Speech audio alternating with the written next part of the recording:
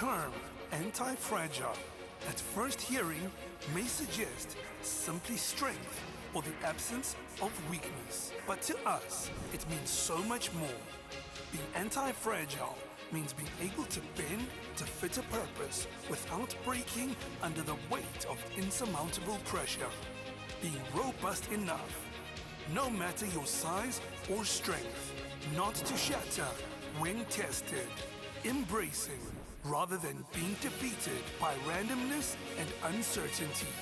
Being anti-fragile allows you to stand out, to be different, to be resilient, and to succeed against the odds.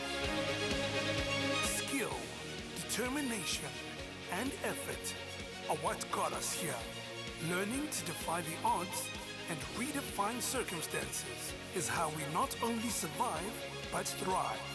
They call this the new normal, but we call it what we have long known it to be, a challenge worthy of our creativity, our effort, and our passion. An exciting, evolving landscape where the strong are likely to survive, but those who have learned to adapt are guaranteed to flourish. The most daring of us created amidst disorder. What they called chaos, to us sounds like a rite of passage. We see opportunity in adversity and have come to understand that our wildest dreams will be realized not by avoiding challenges, but by facing them and unmasking the opportunities that lie beneath. We have learned to fight the unknown because we know who we are. Welcome to the 2021 E-Squared Ventures Portfolio Summit.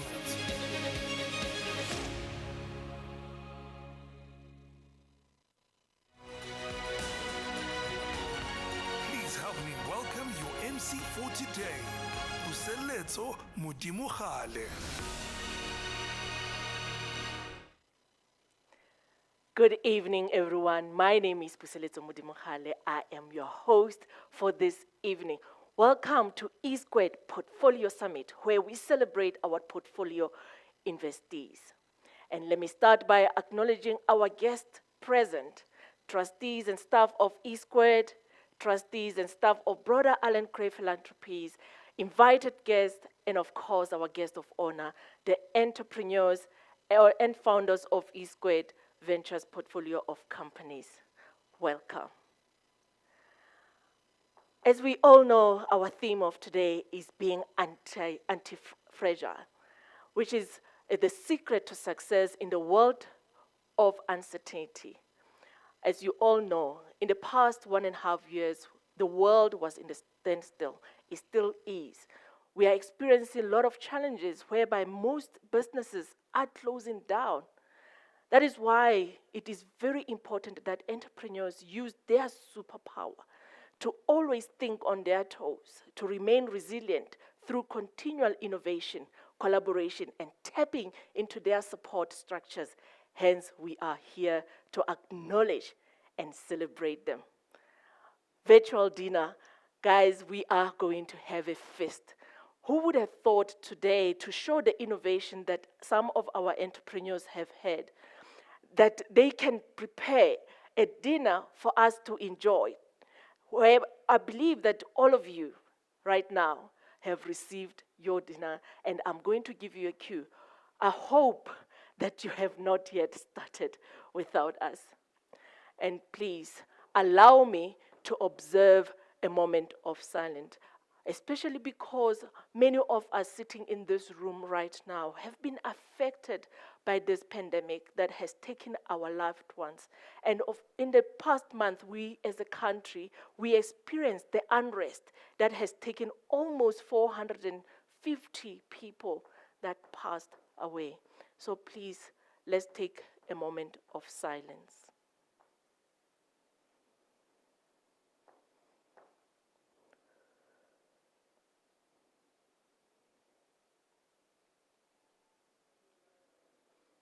Thank you very much.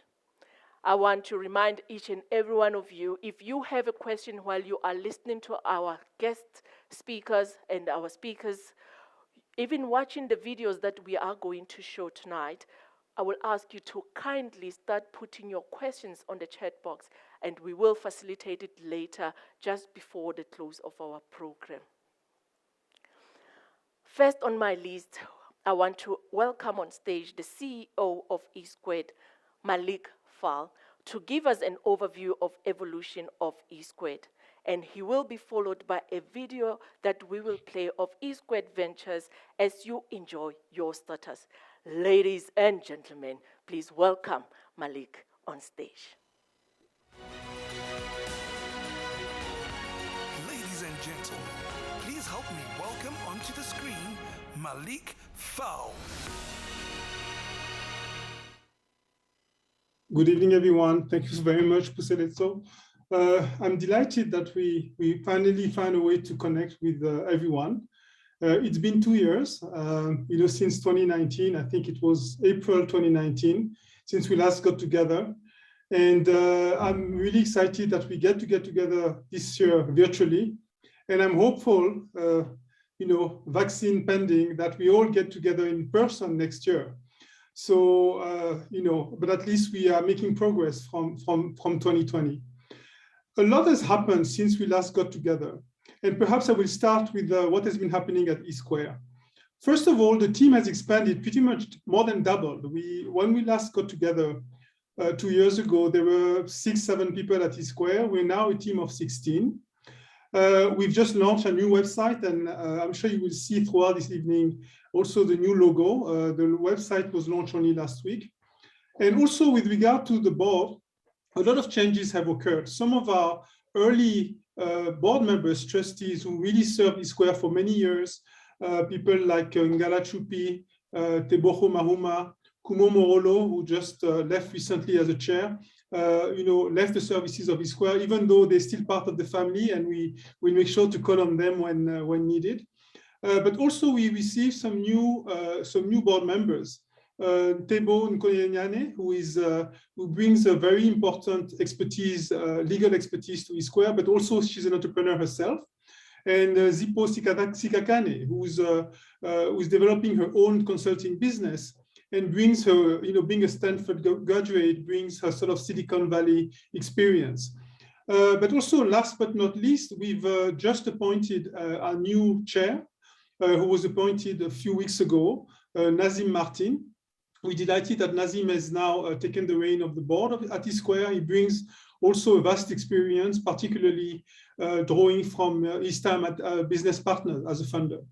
So many changes on the board, but also changes on the programs. For example, we launched our new Pathways program, and we welcome also the new Pathways investees. And we also started an initiative with our friends at Alan Gray called Alan Gray E-Square Ventures, that already made a name for itself in the market with a number of investments last year that we are hoping to build upon this year. With regard to the portfolio itself, you guys, what is interesting is that we've seen in the past year a lot of the resilience that Puseletso was talking about earlier. We've seen, a lot of you guys have been able to sort of adapt and show what it means to function in the face of adversity. So, and we sort of see within the portfolio sort of 2 categories of we've seen in the past 2 years. First, we have those founders who have been lucky enough to be in sectors where, in a way, in the sort of pernicious way, COVID has actually helped. COVID has been, providing sort of tailwinds to their businesses. I'm thinking about Suzy, for example, and our friends at Nafasi, who managed to increase turnover and increase EBITDA in the past 2 years.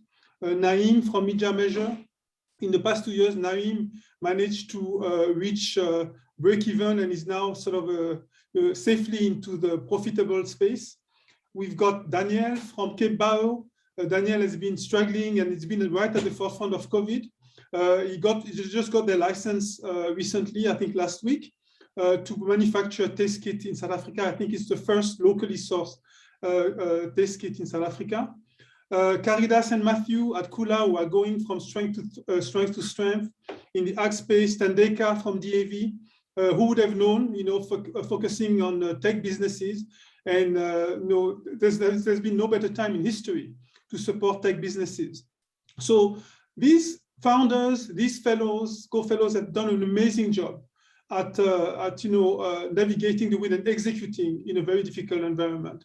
But we also found that some of the other founders, some of the fellows that were not in industries that were favored by COVID still managed to revisit their model, perhaps accelerate the digitizations of their businesses, or to look for other ways to move their business forward. So I'm thinking of people like Ludwig at Excel at Uni and his colleagues, Nasiha at Oh My Cake, with the online, moving the cake business, bakery business online.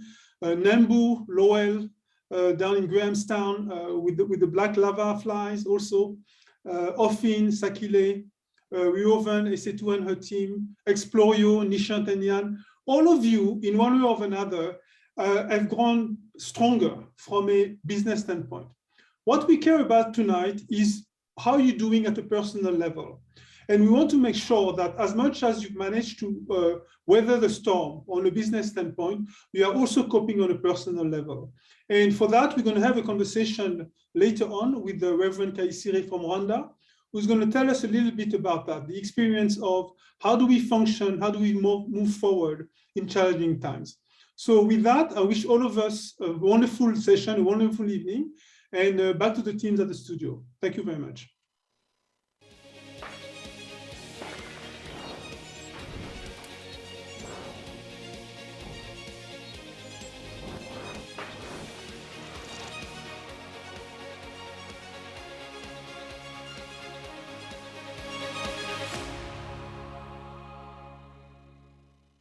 Is a fintech startup. So Ofin is really a tech company that takes the truck and turns it into an object for financial behavior. So we install telematics on the truck, and every sort of behavior that we see, from driving to speeding to traveling, we use that data points as triggers to do the right financial behaviors. We needed to develop a platform that will really change behavior and change financial behavior. Because what we found is that most people were at the same point. So some of the clients we've had for, 10 years as a family business, but they're still stuck at the same place. So we needed a way to really change the growth trajectory of a business. My environment was based on being raised by my mom. And she was an entrepreneur herself, and there was no other sort of path that I saw that I could take. So the hardest thing within the entrepreneurship journey is actually, once you form the team, how do you define the culture? Managing culture that says, do what you must to get where we need to be, instead of me telling you what it is. That is so critical and so important. The entrepreneurship journey has, I wouldn't say mediocre, but it's been sort of averaging out, right? So now the next phase is just scaling things up, right? And making sure that we're growing faster and smarter at the same time. So what is next is not in sort of any other playbook that we've sort of seen, maybe in some US tech companies, but we really want to focus on the psychology of the users and building that up in terms of how do we make sure that we get into the minds of the users so that they can become greater than themselves, than they thought they would be. The most challenging time a business founder faces is letting go of people that you've been so close to, right? So earlier on I alluded to the fact that you almost have to cut to grow, right? Pruning is important. So that was a huge challenge. I approached E Squared at the point in time where I needed to sort of make a big change in my entrepreneurship journey. And the journey with E Squared has not been easy. Those guys can be brutal. but brutal in a good sense, because they trying to get deep into the business, into the meat and what you're trying to achieve. But what was most critical is that getting funding is just a one step, right, out of many steps, and the support is insane. And I think I owe a lot of my journey to them. They patience, they understanding, and they back you, right? So that's what I value the most, right? So we build Open for the users, but there's also people who work within Open who've had challenges based on COVID. The biggest thing that is more challenging is the loss of life, like loss of, let's say, not being able to get users or being able to get income. That's secondary to the loss of life. And I think that has been the most challenging aspect, because sheesh. I think everybody has had to make major changes, especially in terms of how we communicate with people. Those are the biggest changes that we've sort of had to make. It's been challenging to some degree, but I guess there has to be learnings that have to come out of it. Nothing meaningful happens without chaos. Nothing meaningful happens without tinkering or play. Play is a form of chaos, right, as well in itself. So it's important that we become anti-fragile.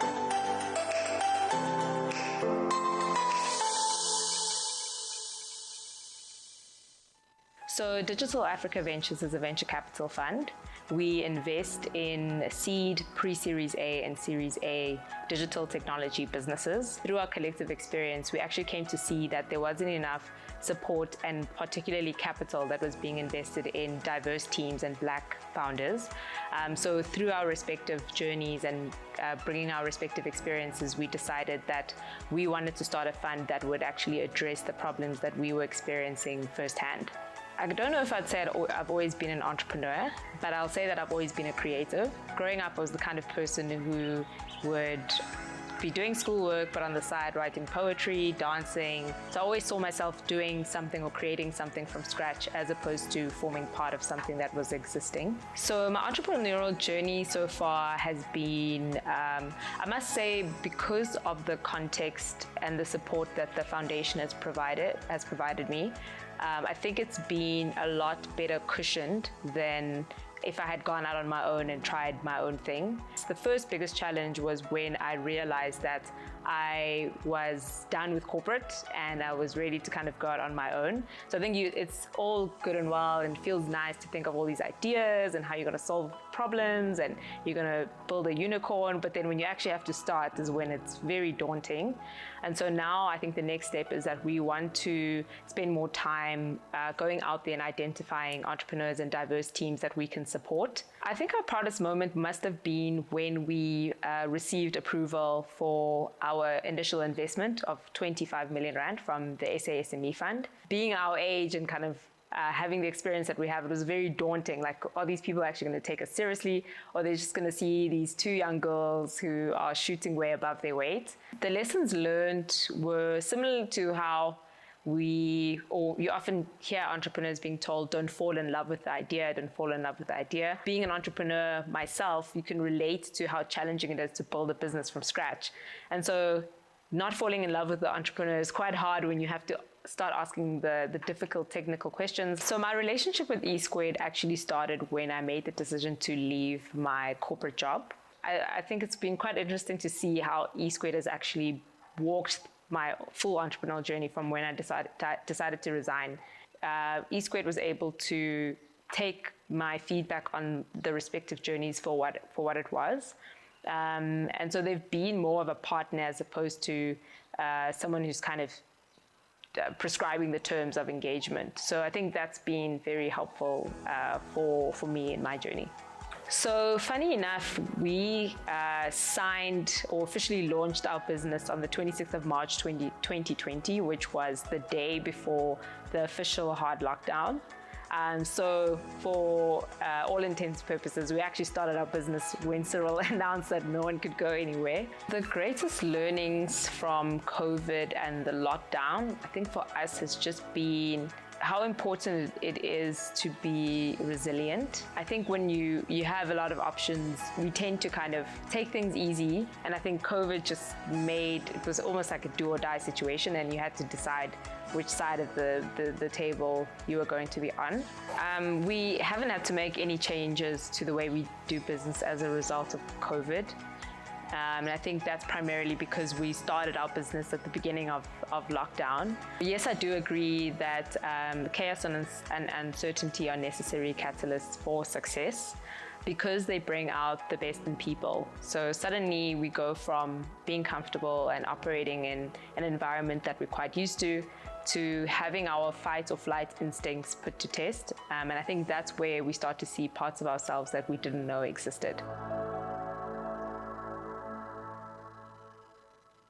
As an agri-tech startup, we have built an ecosystem of platforms that aim to solve problems in agriculture. The belief behind how we built the business is that often in agriculture, when you're trying to solve one problem, it's usually offset by another problem, and that's why we've gone with the ecosystem approach. We have 3 products. Our first product is our inputs app, which allows farmers to buy various inputs that they need for their farm and also to access services. The second is our fresh produce marketplace, which allows farmers to sell products directly to buyers, negotiate on prices, etc. And then our funder dashboard kind of pulls the two together and assists farmers with linking with the right financiers. The why for that is really just how massive an opportunity agriculture is on the continent. Pretty much always been an entrepreneur. I think I was an entrepreneur before it was given a name, before I knew it was entrepreneurship. I think it was really a means of getting by throughout my childhood. My entrepreneurial journey, it's been up and down, but I think the general trend has been upward. I think there's a lot of losses, a lot of wins, but there's been massive progress, and it's been a lot of losses, a lot of disappointments, but at the same time, I think the wins at a net level have been above the losses. In terms of wins, I think there are many wins. I think there's many awards and accolades, but I think having real farmers finding value in our product for me is the biggest win. I think when someone orders again or someone uses our platform the second time and keeps coming back, I think those are the wins that have been some of the really big wins. Shish, what's next? Our main thing right now, we've got a new product that's 3 months in the market, very stressful time. In terms of major successes, we found a way to make COVID work for us last year. We adapted quite well. I think that was a big win for us and the team. We didn't need to let go of anybody. Even our business model, came to life. I think COVID really helped propel it forward. The lessons learned is to focus on users. I think that, and it's very tough in a startup because there's so many moving parts, and I think this ecosystem approach has also given us multiple moving parts, but you need to focus on the users. You need to focus on the user experience. You need to be listening to what users are saying, and you need to be adapting quickly. Obviously, the challenges with the startup, they change over time, but I think what we learned through that process was you need to make do with what you have. So we've never been complacent to say we can't run the business because we don't have this or that. So our relationship with eSquared has been very positive. I think we began engaging with them before we're even eligible. I think we really liked their approach in terms of valuation. We went for also an LTV approach, which allowed us to get fair value in terms of the valuation. And I think once we got the deal over the line, it's been constant support in terms of being able to reach out when we need certain expertise. eSquared helped us set up a really good advisory board for us. It's good to know you have someone like eSquared at your table, especially for when a rainy day comes. You want to have strong partners at your table. Well, I think the pandemic, we've had a unique experience or different to what the trend was. I think COVID has really fast-tracked digital adoption. I think it's fast-tracked a lot of late adopters in terms of them sort of embracing tech. And I think our solution was almost COVID-proof. So it was, it affected a lot of our farmers in a bad way, but we were almost positioned as a solution to assist them. The greatest learnings, I think, to be in tech during this time is quite exciting because we had 10, 15 years worth of progress in terms of adoption happen in a single year. And I think it's prime time to be in tech. It's prime time to be building tech solutions. Major changes, I think our business is very much online. And I don't think we haven't had to make major adjustments. But obviously it's affected how we get on the ground, how we see farmers and whatnot. Yeah, I think, they always say never waste a good crisis. And I think with every crisis, there is a good opportunity. We try to turn crises, chaos, and losses into wins as quickly as possible.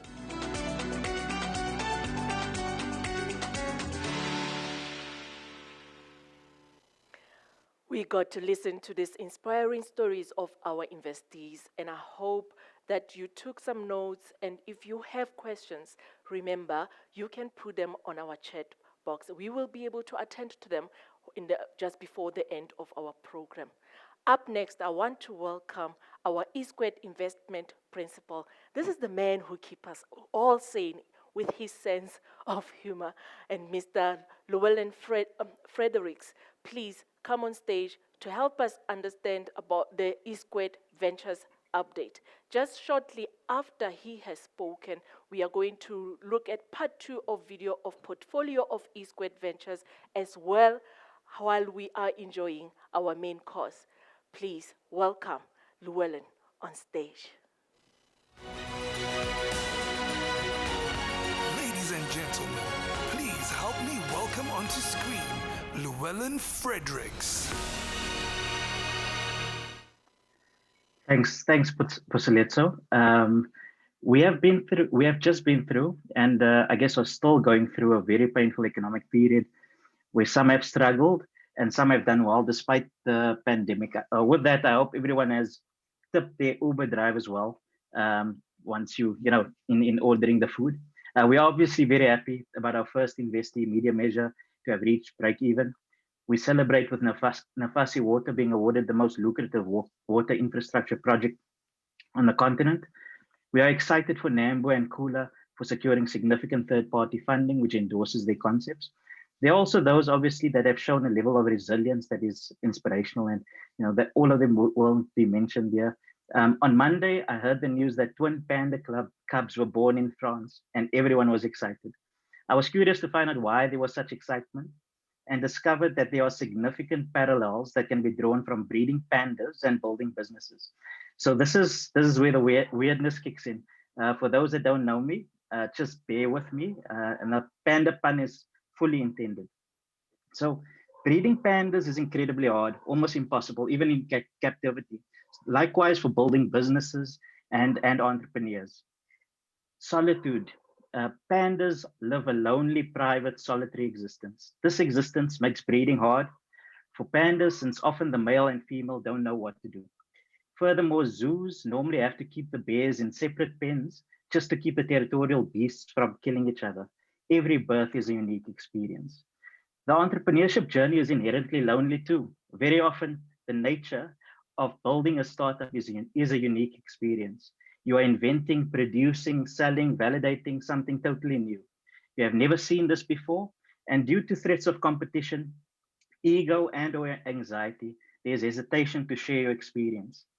Timing. Most times, panda breeding requires support because timing is critical. A female panda ovulates once a year, and she is only fertile between 36 and 40 hours. Often zookeepers and other panda experts need to assist the struggling male panda to maximize the chances. If the window is missed, zookeepers would need to monitor the potential moms until the next spring before she can attempt to have a baby. In entrepreneurship, timing is everything. Timing the market once you have sufficient ability to execute, timing when to bring on co-founders and co-funders, timing when to pivot strategy. Our PIM program seeks to assist in a proactive way to provide the support. In order to assist timeously, we do require regular updates on financial and operational measures to ensure we have sight of any lead indicators that would require attention. So please do pay attention to Danielle when she calls out to you guys. Validation uncertainty. The panda experts don't even know for sure whether the panda is actually pregnant until right before she gives birth. It's incredibly hard for the experts to identify a fetus on ultrasounds. Since the fetuses are so small, they are often confused with panda poop. Furthermore, pregnant or not, female pandas produce the same hormones and will act as if they are pregnant by building nests, sleeping more, and I guess complaining to their partners, as I have often experienced. For those investing in early stage entrepreneurship, we invest in potential. We do not know for certain whether something is going to be panda poop or a fetus, but we have hope in our entrepreneurs. We believe in you and will support you with conviction until and after our milestones are achieved. Execution uncertainty. So even after everything goes well, there are still uncertainties. How long the female panda will be pregnant, since the gestational period is anything from 3 months to 6 months. The new baby born pandas are completely useless for the first 2 weeks of their lives and need to be monitored 24 hours a day. The gender of the cubs can only be confirmed after several months when the external genitalia appear. In entrepreneurship, even after doing everything right and getting funding, uncertainties abound. I thought that comparing entrepreneurship to the difficulties of breeding pandas is especially important given what we have all been through individually, as part of families, and as business leaders. We are vulnerable, but I think we need to be mindful of becoming anti-fragile. From an impact perspective, pandas play a crucial role in China's bamboo forests by spreading seeds and helping vegetation grow. These unique forests are also home to a plethora of animal species, some of which are also endangered. The habitat is also important for the livelihoods of local communities. We use the bamboo for food, income, fuel for cooking, and eating and medicine. I can go on and on, but the point is that there's a clear multiplier effect from breeding pandas, despite the immense difficulty of doing so. The perspective of our investees needs to be financial and social. Financial to ensure the sustainability of the social impact. Our perspective is long-term. We want to walk with you through the valleys and mountain peaks. We do this together, despite the challenges, because the outcomes are so important. Thank you all for allowing us to be part of your journeys. And back to the team in the studio. Thanks.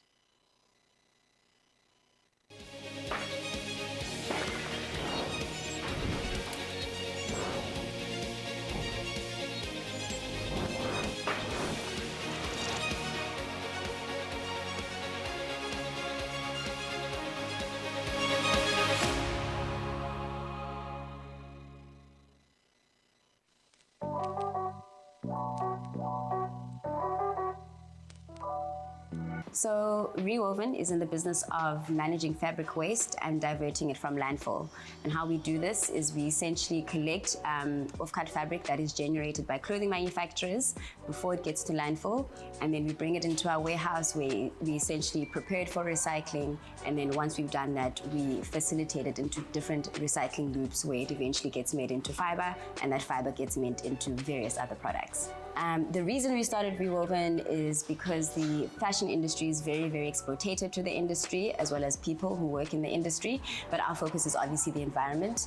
A lot of people don't know, but the industry generates about 90 million tons of textile waste every year, and only 1% of that is recycled. So we collect mostly from clothing manufacturers, but we also collect from any other industry that generates fabric waste. Entrepreneurship for me has something that's sort of been a calling for me. This is my third business that I've tried to get off the ground. So you could sort of see within my time growing up that entrepreneurship and doing business was something that I was very passionate about. My family has a history of being business people, so I think I get that from them. Our entrepreneurship journey, I think as most entrepreneurship journeys are, it's been volatile, it's been uncertain, it's been rocky, but I mean, we're entrepreneurs, so this is what we get ourselves into, but ultimately it's been fulfilling. I think the first big win was us moving into this space. and us concluding our first round of seed funding. That was a huge win for us last year. And then ever since then has been really getting clients and then getting our first big client towards the end of last year. So I think our first major moment would be us coming in the top 10 of the H&M Global Change Award. That was big for us in terms of validating the path that we are on. Being able to host Future of Fashion here, being able to have people from all over the world, be able to tune in and see what it is that we're doing. So there has been a lot of challenges, obviously, because we're a startup. I think just even thinking at the beginning phases, us starting a new industry that's also new globally. No one is really recycling textiles at mass. It really was a challenge for us to bring the concept across, to really sell it to people. Our relationship with E Squared started really at the beginning of Rewoven. As I mentioned, when we started, one of the first things we did was a pilot with the 5 small manufacturers and a little container. That pilot was funded by grant funding that we got from E Squared. And ever since then, we've been working quite closely with E Squared. They've also helped us with post-investment support, which currently involves looking into the market research, which is further going to help us understand the market for recycled textiles. And they've also helped us to set up an advisory board. COVID-19 has really thrown a spanner into the works for our business. So we got our funding at the beginning of 2020, and obviously we entered into agreements to get the equipment that will allow us to run. Shortly after that, the president announces lockdown level 5. Obviously, we can't operate. With those sort of restrictions, we saw the sort of impact that it had on industries. And the clothing industry is actually one of the most affected, given obviously we're at home now, so we're not really buying clothes. Clothes aren't at the top of our necessity list. The good thing about COVID is that it's forced us to stress test our businesses and iterate and create something new. But in that process and iterating and understanding why it's not working and developing something new, we've actually been able to create a more resilient business model, I believe, one that will survive even outside of COVID, which has been a blessing in disguise. There's no substitute for experience. So to be thrown into that deep end and have to learn at that point has been invaluable for us, and where we've been able to take the business in the time that we have. So I think chaos and uncertainty is the only thing we'll ever have. And I think a lot of times we often, as people, we want there to be this point at which there's no chaos and things are perfect and things are stable. And we're always wanting to be at that state. The truth is everything is always going to be uncertain and chaotic. The secret is to learn how to ride the wave in those moments of uncertainty and chaos.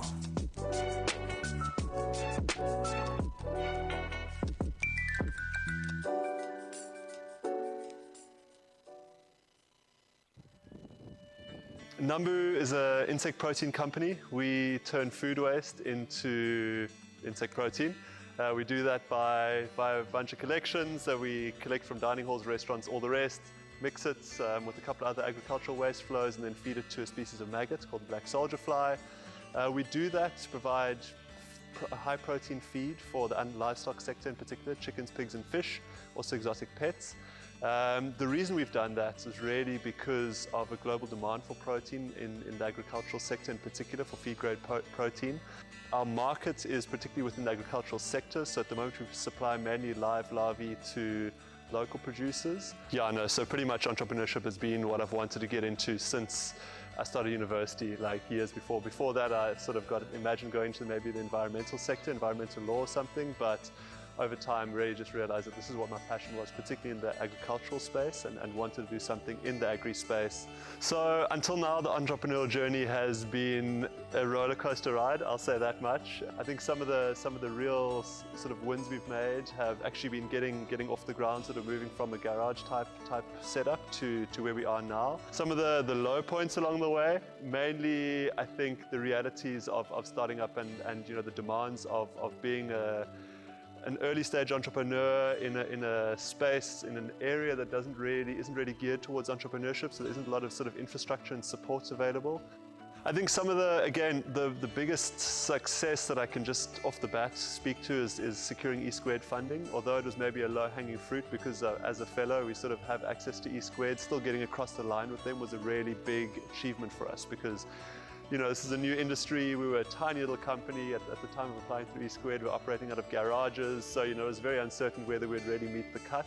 I think lessons learned, the biggest one has really just been about backing yourself. So, you know, having had this vision, having had this motivation to create something and really instigate change or be a catalyst for change within the agricultural sector in South Africa. Some of the challenges, you know, briefly have been in scaling a process that there are no standard operating procedures or blueprints for, and then dealing with a lot of sort of seasonal fluctuation and those sorts of things where, you know, dealing with live organisms, you can't tell them what to do and predict what they're going to do the whole time. I started building a relationship with E-Squared probably late 2018 when I was still sort of just getting going, and we applied to them for their validation first and then creation grants. So essentially that was, we were one of the first candidates I think to actually receive that. That allowed me to get overseas to learn about the BSF production, because that was something I couldn't learn about locally, as nobody would be willing to sort of host us in their facility. So that allowed me to develop that sort of skill, the technical capacity. In the beginning, we sort of felt very much like, you know, the small church mouse going with your cap in hand to ask for some support. And now we've got a much more sort of professional, dynamic relationship with them where, you know, we can have just some quite open conversations and know that we trust we can get some honest and really solid feedback and support from them. Being in the agricultural and the waste sectors, we've been regarded as essential service providers. So we've kept our production going, or our process going, throughout the lockdown period and through the entire pandemic, which has been good from a business perspective. So I think one of the biggest things that I've taken away is to not let yourself essentially get sucked into a lot of, I don't want to call it hysteria, but a lot of the concern and panic that is out there, and sort of essentially fear of something that's unknown, and to rather deal with what you can, you sort of manage what you can, and the rest of it, well, you can only do your best. So then also we also had to essentially reduce our staffing, so be a lot more lean in our staffing. So, you know, when we've needed to, for example, potentially hire 2 additional or 3 additional people, we've tried to really just go for one person. At first, we sort of viewed as this could be the end of the business before we even got going, and then realizing that actually, you know, this is just a really great opportunity for us to change and to sort of pivot on some of the assumptions or ideas that we had and just respond realistically and pragmatically to the situation that we faced.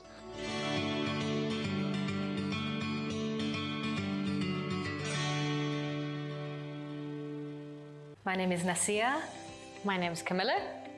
Our business is Oh My Cake. We specialize in cakes, cupcakes, and macarons, but not just any. They're truly works of art. In fact, our slogan is looks like art, tastes like dessert, because that's what we believe in. We believe in bringing relief and lightheartedness and happiness to people, especially in times of uncertainty and hardship such as these. We're about creating and connecting through food and through food art, celebrating life's moments regardless of what's going on. So I definitely didn't know all along that I wanted to be an entrepreneur. It was definitely as my career evolved and I was studying various things. I studied pastry chef, did a brief course in business management, and as I started studying, the picture kind of became clearer to me. And I was working in a typical 9-to-5 corporate job, and I just realized that my calling was not corporate. It was something slightly different. Entrepreneurship was not on the cards for me. It was never my plan. In fact, when I joined the Alan Gray Orbis Fellowship, I sometimes questioned my place in the program because I didn't see myself on an entrepreneurial path. I was in medical science. It's been real, it's been tough, it's been a struggle.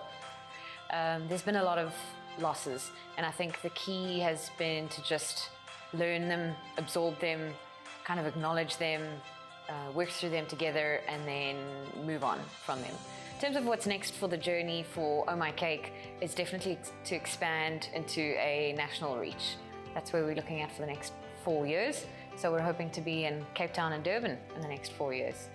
Some of our biggest wins they've all been around the growth. So our hires, when this business started, it was Camilla and myself, and then both of our domestic helpers who are our trained chefs.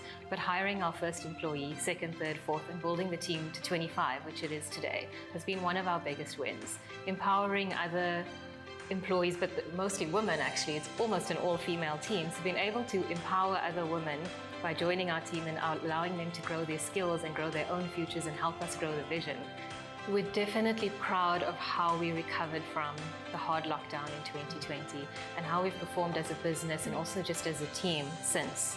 Now in 2021, businesses all around us are still facing so many challenges, and some of them are not even here with us anymore. And it's so difficult to watch and so difficult to stay on top of. But I know that we've been celebrating our adaptability, the way we pivoted in 2020, that we were able to keep our entire team, our entire staff together and adapt the way we do business so that our customers at the end of the day could continue to celebrate moments in their lives, even in lockdown, even when they couldn't see each other, at a time that we feel it was most important to be able to celebrate with something like food and with cake. We were able to do it and not just maintain our business, but actually grow through COVID. One of the biggest lessons learned is as a business, you have to be able to adapt. You can't be stuck to your model, you can't be stuck to your product range or the way you've always done things. There are times in life where it's going to be adapt or die, and the more flexible and the faster you can pivot, better it's going to serve you. Some of the challenges that we faced have been around keeping our customer not only satisfied, but engaging with us and building a relationship with them. It can be difficult to walk the line between knowing what your customer wants and also pushing the boundaries, because that's what we've always been about. Leveling up is what we say in our team. And maintaining that relationship has been difficult at times with our customer. And one of the lessons that we've learned there is that you've got to keep communication open. You've got to be open to feedback. Our relationship with E-Squared has been a long and a special one. When I first joined the fellowship, the Alan Gray Fellowship, that was in 2007, and made contact with E-Squared. Didn't know at the time that we would ever have a long-term relationship like this. So we've had a relationship throughout, but it really began for Oh My Cake in 2017 when E-Squared encouraged us. In fact, it was Llewellyn from E-Squared who reached out to us and pushed us to apply for one of the accelerator programs. E-Squared have been incredibly supportive from the beginning in every sense of the business. Whenever we've needed help, they've always been there for us, whether it's HR related, finance related, systems and processes, anything, they've just been there. And what's been great from my side is that I don't have the Alan Gray background that Nasia does, but they've definitely welcomed me just as much as they have anybody else. In the beginning, E-Squared were almost, we'd see them as an outside group who would help us from the outside. And what stands out now is that E-Squared is a part of Oh My Cake. Even here within our team, everybody knows the name E-Squared. And in fact, they know some of the names behind E-Squared, the people and the faces and the voices. So they are literally a part of our team now. That's how it feels. Oh My Cake includes the team from E-Squared, and that's something so special and that we are so fortunate and grateful to have. It's really pushing us. It's pushing us to level up, like Cam said. Yeah, I think the winner has ordered a birthday cake from us for every single year, for every child. So it's one of our best moments.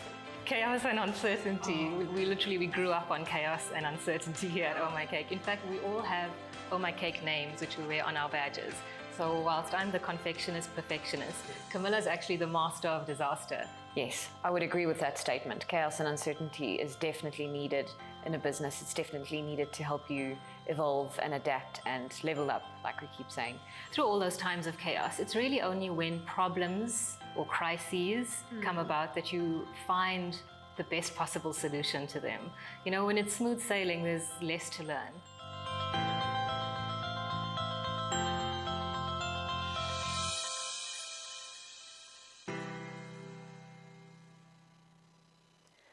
How do you call yourself the master of chaos with such beautiful cakes we have just watched? Isn't it amazing that those cakes are preparing us to be ready for our dessert? But please wait, because up next, I want to call Cheryl Jacob, E-Squared's Head of Social Enterprise, who's going to have a conversation with Reverend Dr. Antoine Rutayisire, joining us all the way from Rwanda. And we want this conversation to be very interactive so that we can learn the lessons of being anti-fragile, rebuild a nation in conditions of uncertainty, chaos, grief, and turmoil. This conversation will be followed by yet another E-Squared investee video while we enjoy our dessert. Please, ladies and gentlemen, help me welcome Cheryl and Reverend Antoine on stage. Ladies and gentlemen, please Please help me welcome onto screen Cheryl Jacob and Reverend Antoine Rutaisire.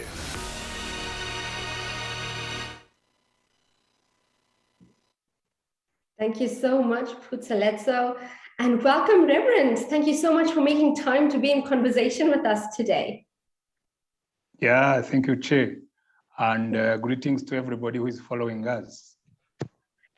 Great. So some of you might not be familiar with who Reverend Rutaisire is, so I thought I'd tell you a little bit about him. So the Reverend lives in Rwanda with his wife and family. He's a pastor, in case the Reverend didn't give it away. He holds 2 masters, one in modern literature, the other in applied linguistics, and he holds a doctorate in leadership development.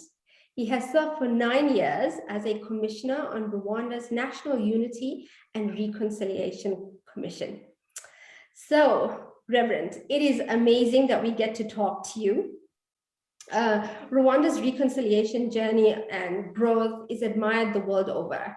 And I'm hoping that our conversation today will be framed around your journey, as well as the role you played in helping develop the policies that gives us the Rwanda today that we all love so much.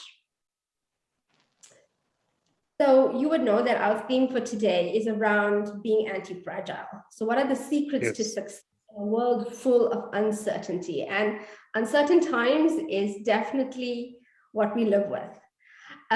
So that word anti-fragile, just for some of you who might not be very familiar with it, anti-fragile comes from Nassim Taleb, who is both an author and statistician, and he wrote a book with the same title. He defines anti-fragile as that one step beyond being robust. Now, I don't know about you guys, but I use the word robust a lot. And until I read this, I realized like, oh, I use that word a lot, but there's one step further than being anti-fragile, robust, which is anti-fragile. And he says that those who become anti-fragile benefit from adversity, they benefit from uncertainty and from stresses. So I recently completed reading your book, Reverend, which is called Reconciliation is My Lifestyle. And as I read, I reflected back to the book Anti-Fragile, and I realized that Nassim Taleb was actually writing about you. I think that you are the epitome of what anti-fragile actually means. And so today I was hoping that we can frame this conversation around your story. And while I'm talking about reading your book, I want to say thank you. Thank you for penning it. It was such an amazing read. I couldn't stop. And so when I say I recently completed it, it's like I finished it last night. So I started on Tuesday and I finished it last night, but I couldn't put it down. And it felt like I spent the last 2 nights just sitting across you and you were telling me your story over that whole period from you being a child all the way into your adulthood. And so tonight I actually feel quite honored sitting virtually. I wish I was sitting face to face across from you, but I am so honored to sit virtually with you in this room together with everyone else who shares the space with us. And we get to share your story and you get to tell them a little bit about what I might have read. And so with that, I thought we could use 3 points that comes out of the book Anti-Fragile, which will frame our conversation and maybe help us delve into what your story is. So I'm embarrassed to say this, but I know that you're a survivor of the genocide against the Tutsis in Rwanda. And if we're being completely honest, I'm sure I'm not the only one that feels a little bit embarrassed, but we don't know enough about what happened in Rwanda. And our point of reference might just be Hotel Rwanda. And that movie, that's a very skewed view of what really happened. You know, it almost seems in the movie like overnight there was this uproar and the devastation happened in such a quick time. But you and I both know after reading your book that this was a long time coming. And I thought perhaps you could share briefly what has been the journey towards, or what was the journey towards the 7th of April, 1984? It clearly wasn't an overnight attack against the Tutsi. So maybe bring us into that picture a little bit. Yeah, thank you, Chair, for making that short introduction on Rwanda and myself. Actually, it's true that many people just wonder how can it happen that in just a few hundred days, more than 1 million people are killed by their neighbors. As a matter of fact, many of those who are following this conversation probably are not even so well informed about the genocide, because it happened 27 years ago, although we are still living with the fallouts, the consequences of the genocide. But many of you were still too young to understand what was going on in the world. So that's one reason. But even those who are here, some of them don't take much time to go down and say, where do we come from? What caused this?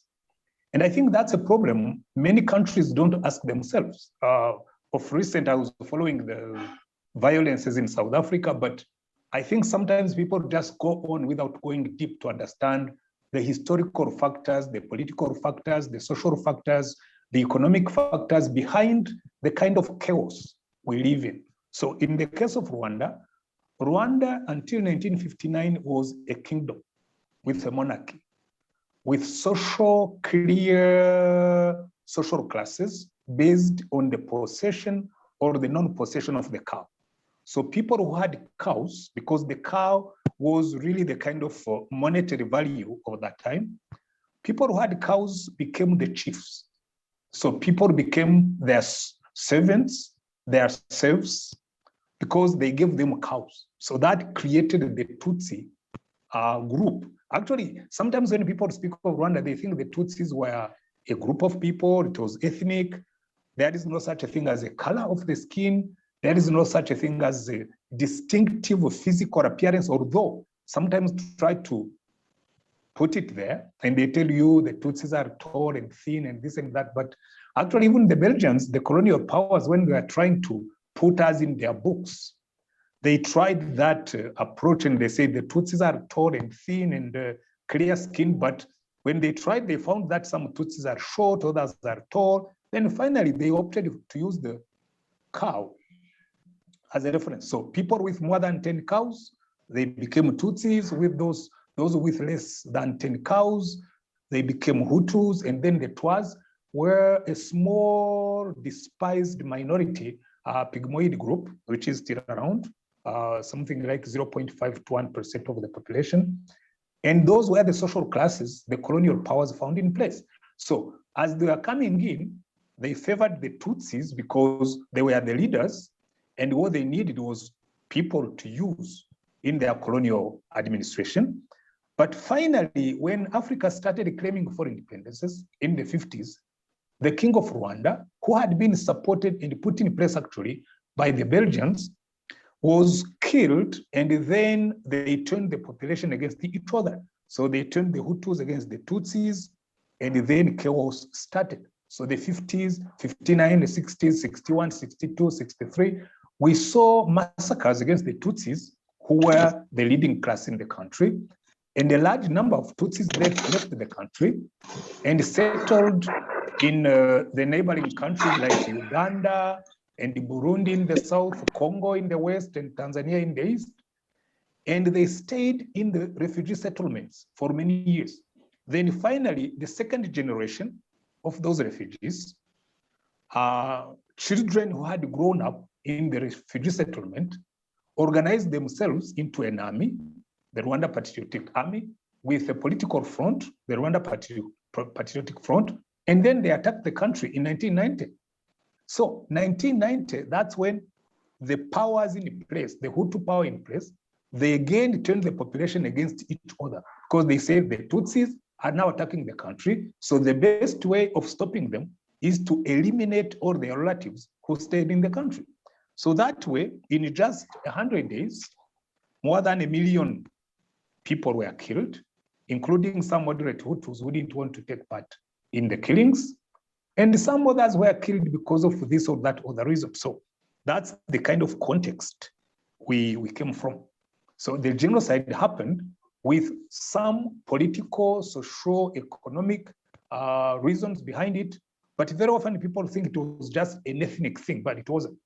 It was a mixture of factors that led us to that situation. So it left us with more than 1 million people killed, families destroyed, properties destroyed, everything. Actually, Rwanda was a total chaos. Speak of chaos.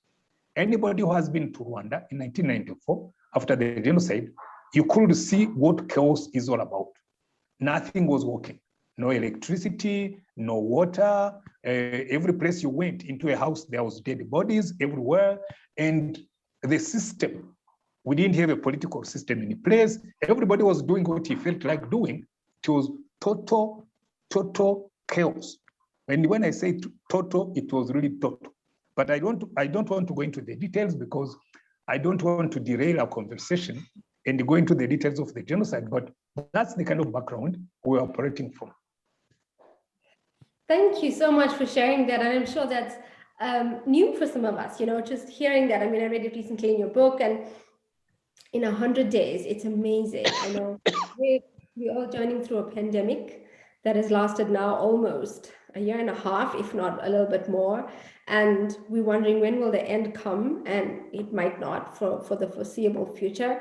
But imagine the kind of trauma and loss that the Rwandans went through in that 100 days is just startling. And I sit here reflecting and thinking to myself, yes, I was pretty young then, but we were going through probably our own liberation. 1994 is one of those years that stand out for us. And well, we were like going towards April 27th, which is our day for freedom.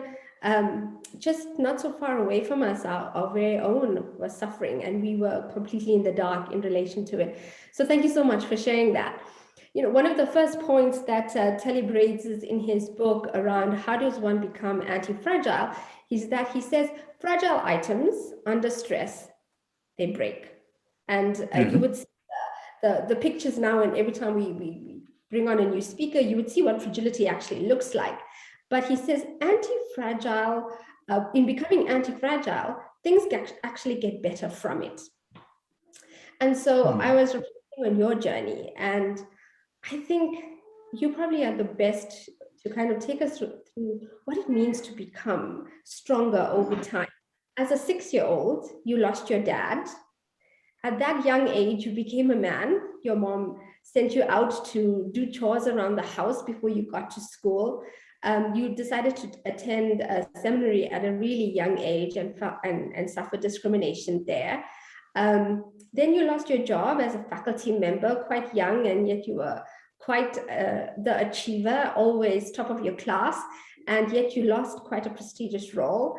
And then you got stopped a number of times on different journeys when you were traveling somewhere by police. And I don't know about anybody else, but I have my driver's license renewed, I have my disc sorted, but when the police stops me, I freak out in South Africa. And, it's not like I'm doing anything wrong. And so I can't even imagine what you might have felt.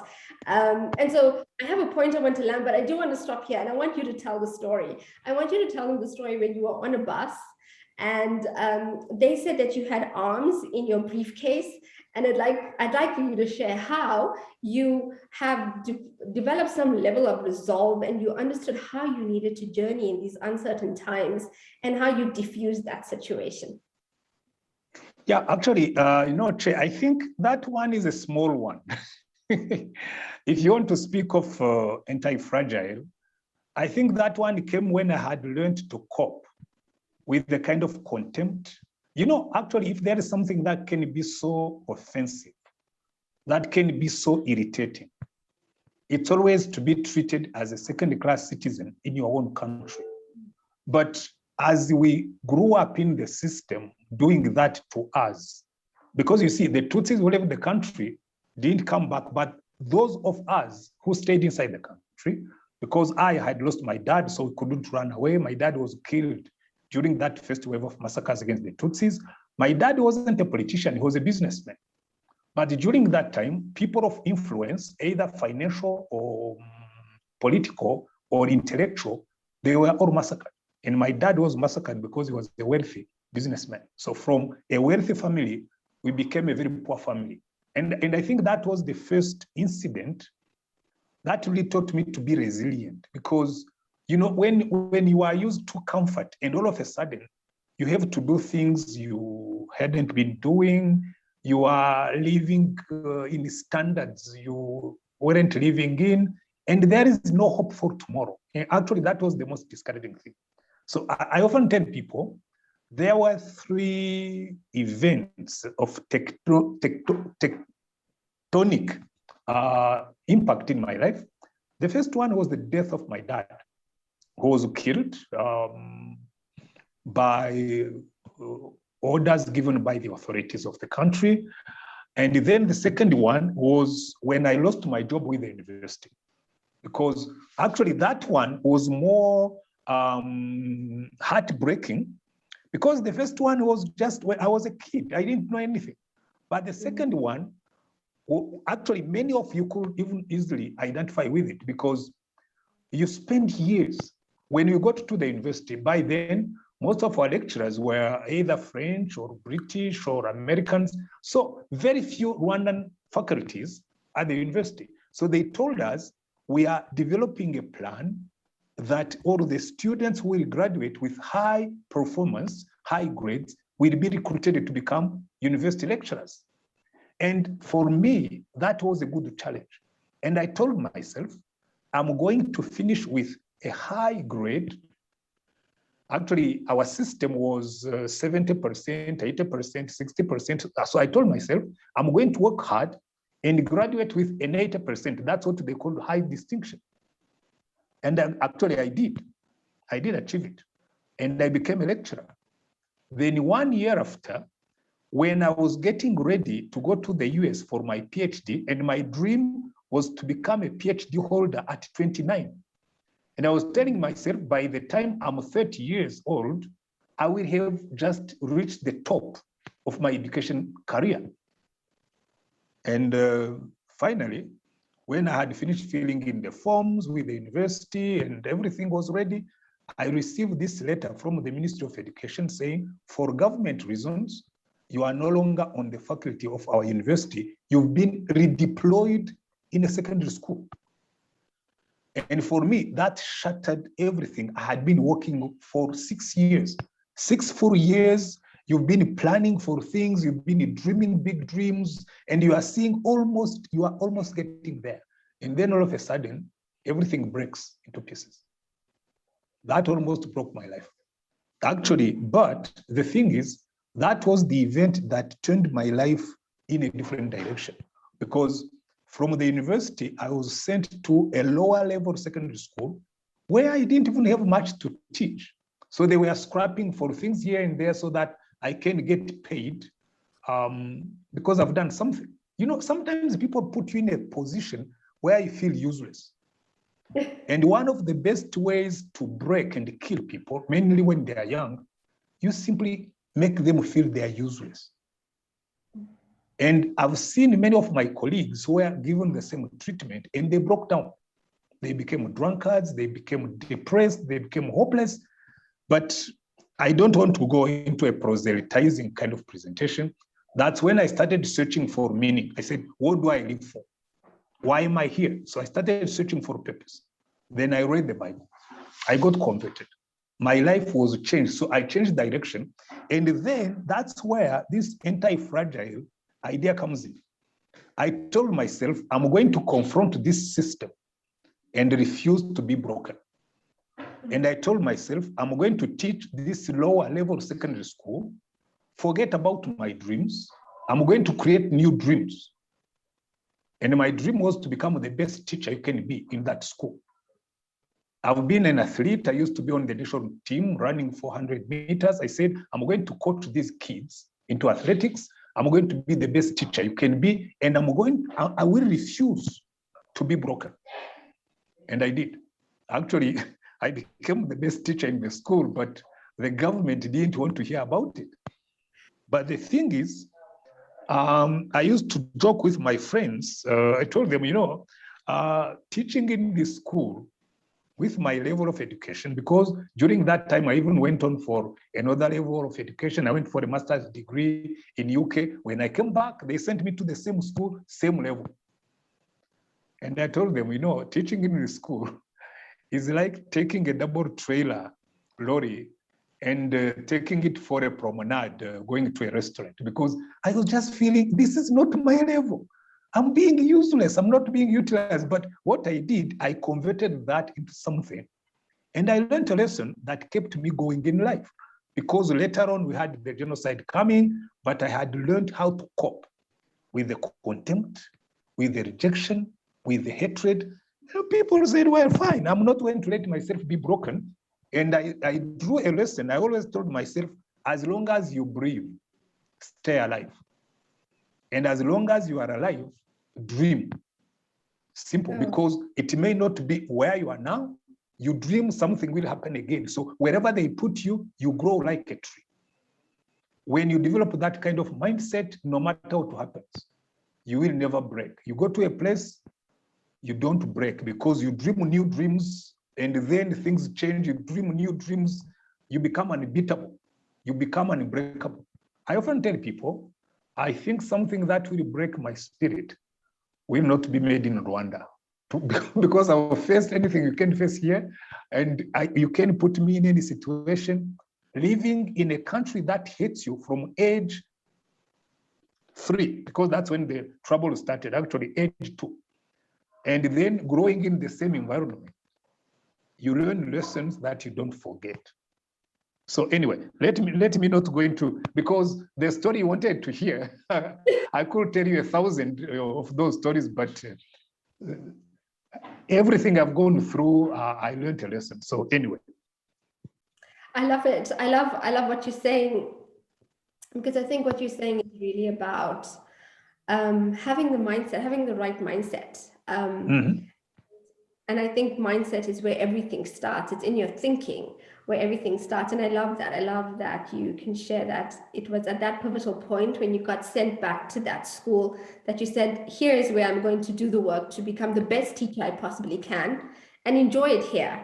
And once, and you said, once you started to enjoy it there, you actually started to feel like you were growing. And I mean, I'm everything around growth. And so I love the analogy that you use, like to become like a tree, and wherever you plant, you bloom. And it's amazing how that perspective changes things. So so I do feel like I just left people hanging because I told them you're going to tell them the story about you being on a bus. So now I have to tell that story to them.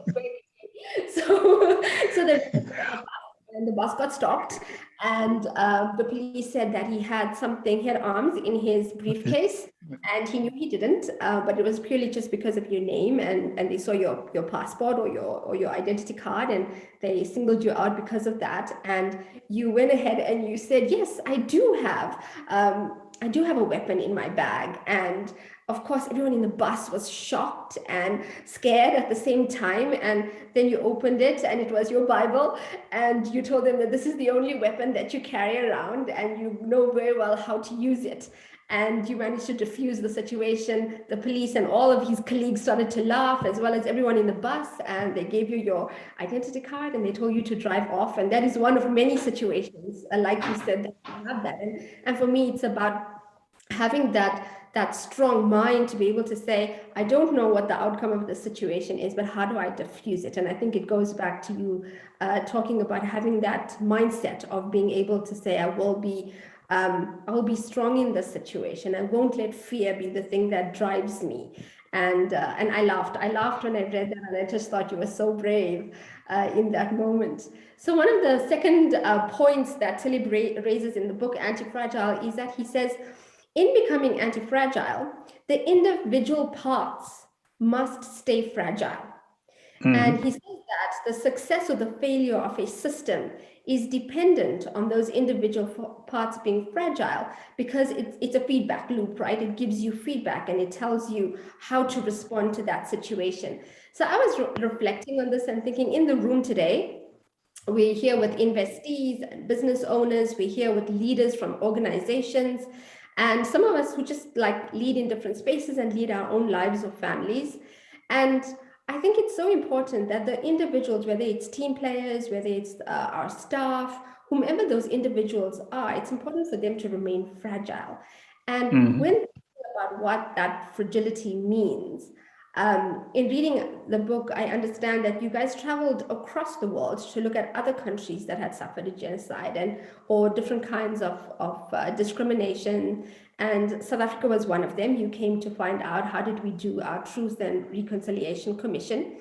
And from that, you guys gathered that telling the truth was important. But then you built on on that. You built on telling the truth, which was for Rwanda important that you guys created the space for people to be vulnerable in sharing their stories, but at the same time extend forgiveness.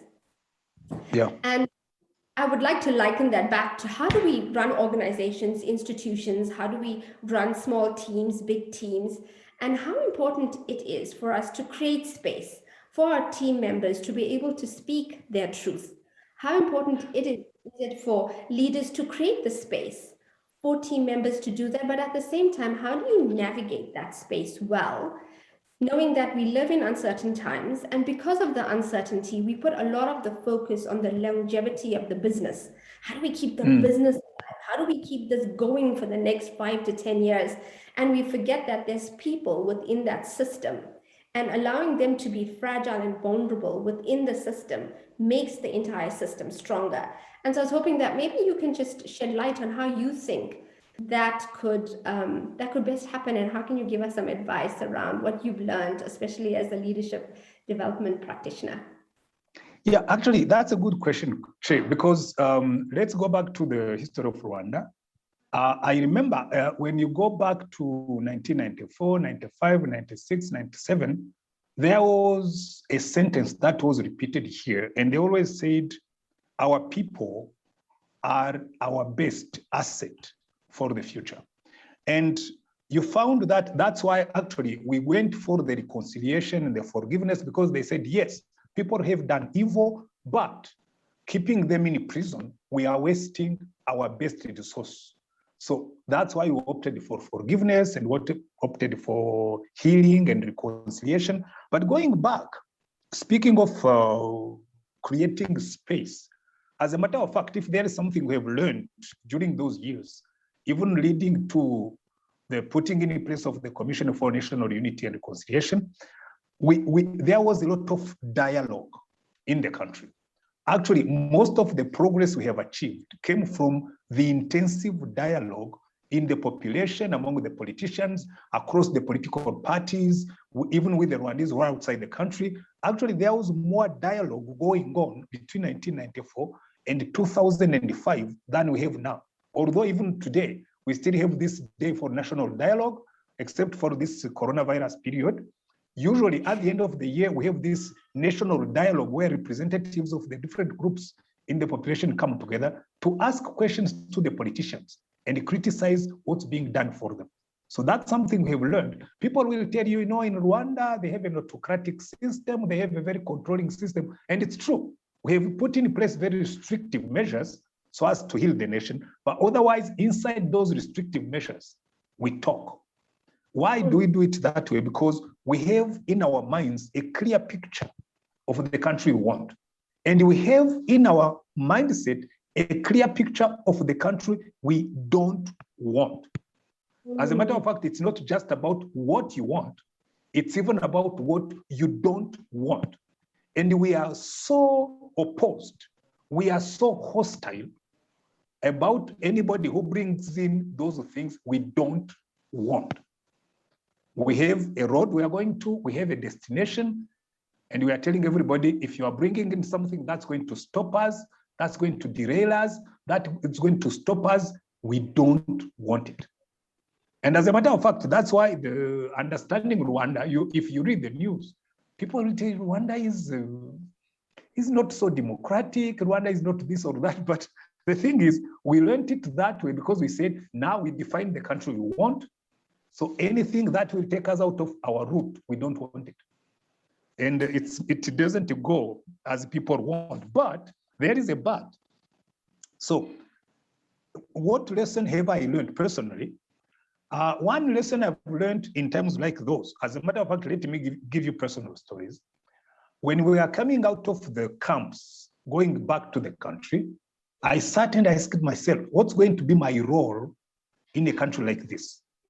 And having gone through a healing process from the wounds of the past I had been carrying, I said, I'm now going to open up and speak about my brokenness so that all those who are broken can identify with it and identify with the healing.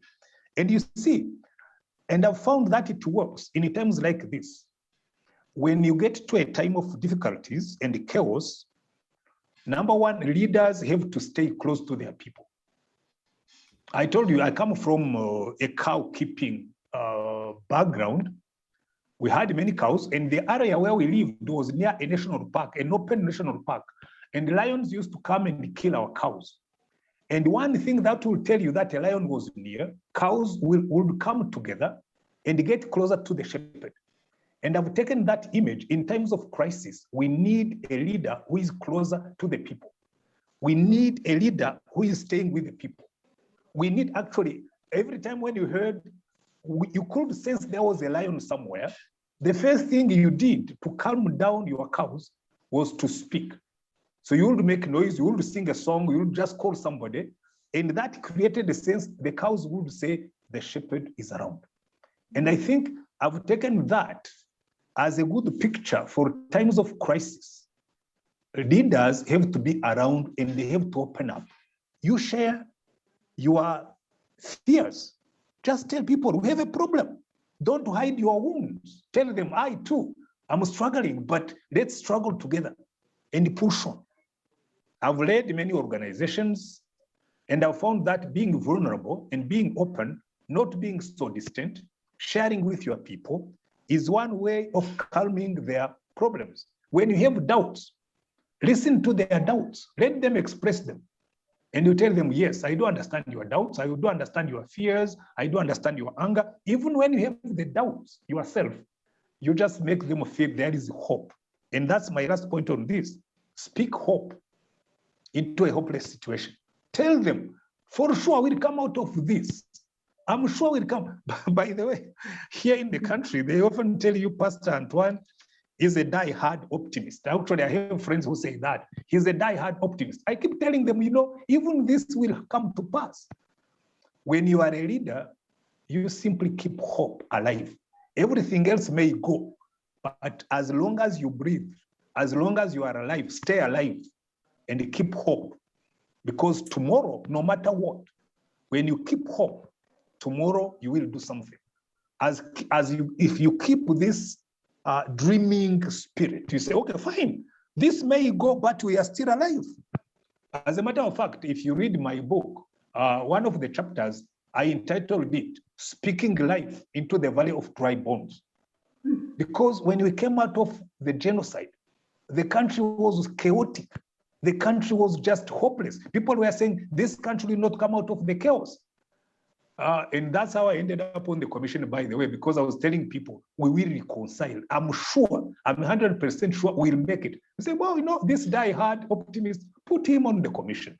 And until today, I'm still convinced that hope is the best thing you can sell to your people when things go bad. Develop this feeling of hope and maintain it. And feed your people with hope if you are a leader. Even when deep inside you feel uncertainty, feed them with hope and eat your uncertainty alone. Don't share it with your people, but be vulnerable. I love that. Eat uncertainty alone and share hope. I can't tell you enough how amazing. I think you're dropping gold. This is my word. You're dropping gold in us right now. But as a leader, I think I've heard you say a few things, but the ones that stand out for me is, as a leader, it's okay to be vulnerable yourself. Number two, you have to communicate, over communicate, stay close to the people. I love the analogy of the cows and a shepherd and being able to hear your voice. They know what to focus on. So communicate and communicate and communicate some more. And then finally, can you make sure that you share hope? Keep hope alive. And so if you're a leader, and we all are, whether we live our own lives or our families or our organizations or companies, I hope you're taking notes ferociously.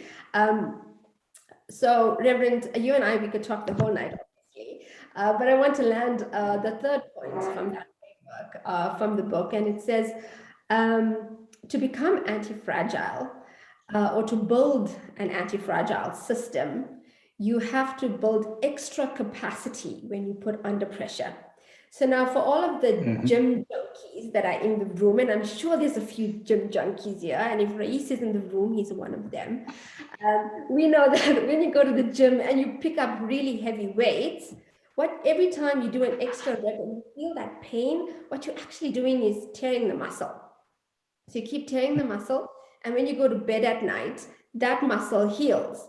But when it heals back a lot stronger. So next time you go to the gym, you pick up that same weight and it doesn't feel as heavy. So you go pick up the next heavier one and tear your muscle again. And that's how we have people with those really huge muscles that look like pie. But that's what's really happening. You're building extra capacity each time on your arm. And when I was reading this, I remembered a story from the book, and you kind of alluded to it just now. I think it was an American, I'm not sure if it was a journalist, but I do remember it was an American person who asked you this, and they said, the policies that you have is so strict, especially around language. And doesn't this fly in the face of freedom of speech? And the way you responded to it was just like, one of those moments where I laughed to myself again. But the way you responded was with such clarity, because you said, when something breaks, like your leg, for example, you put a really hard cast and you protect that broken bone because you want it to heal well. And when it's healed well, then you remove that cast. And you said, it's the same way. We have a broken nation. And so these very stringent and strict policies are put into place to safeguard a broken nation so that it may heal. And once the country heals, we can go back and relook at those policies.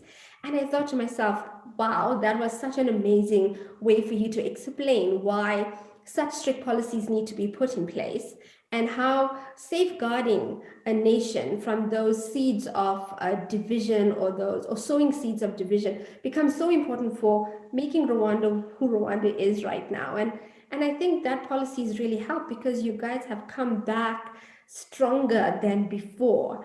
And I was hoping that in your parting words, in your last words to us, maybe you could share with us. I mean, all of us in the room right now, we lead our own lives, we lead our families, organizations, we're leading companies.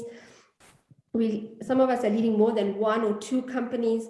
What would you say are the most important building blocks that one should consider when you're putting that extra capacity on that's needed when you face those times of pressure and uncertainty? Well, actually, again, I'm not making an advertisement for my book, but anyway, because actually when I wrote that book, I was trying to put together all the lessons I've learned through the difficulties we went through. So I had intended to start with 1994, but finally I said, actually, I've learned a lot from being a child in a context of hostility. So I started from the time when I was a boy. And then as I went on, I kept seeing many stories and many examples and many lessons. Actually, I'm intending to write another book from the residue of the stories I couldn't put in that book, because I didn't want to make it so huge that people would be afraid to read it. I love writing small books that don't discourage people. Actually, if you look at it, you will see that I always write chapters that are so short that you can read them, and then you go to sleep, and then you read another one, you go to sleep.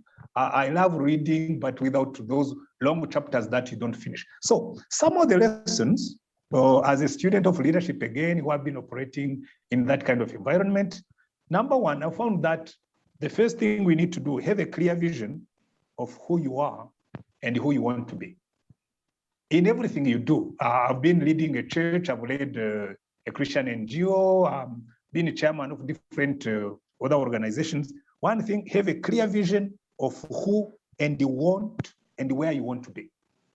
That's what made Rwanda what it is, because we had a clear vision. Actually, in the very beginning, you will see we had the vision 2020. Now we are working on vision 2050.